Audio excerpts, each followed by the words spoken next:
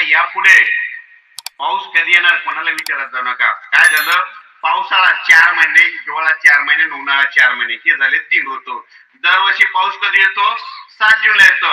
आता यापुढे एक गोष्ट लक्षात ठेवायची, या 5-6 वर्षामध्ये काय झालं, पाऊस 22 दिवस पुढे सरकला, थंडी 22 दिवस पुढे सरकेले आणि उन्हाळा 22 दिवस पुढे सरकला.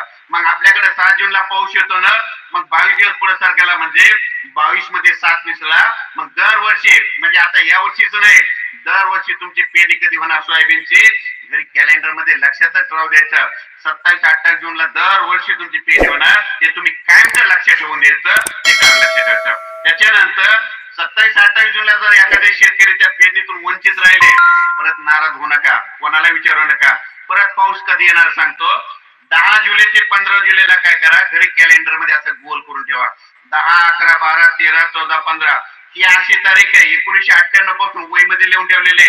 महाराष्ट्रामध्ये प्रत्येक जिल्ह्यात, प्रत्येक खेड्यात, प्रत्येक तालुक्यात सगळीकडे पाऊस पडतो आणि सगळ्याची राहिलेल्या सायलेची पेरणी करून टाकतो. म्हणून ही एक पाऊस येण्याची तारीख 10 जुलै ते 15 लक्षात ठेवा. त्याच्यानंतर परत एक तारीख सांगतो, 18 जुलै आणि 19 जुलै या 2 दिवशी महाराष्ट्रामध्ये 80% गावामध्ये पाऊस पडतो. म्हणून ही एक तारीख लक्षात ठेवा.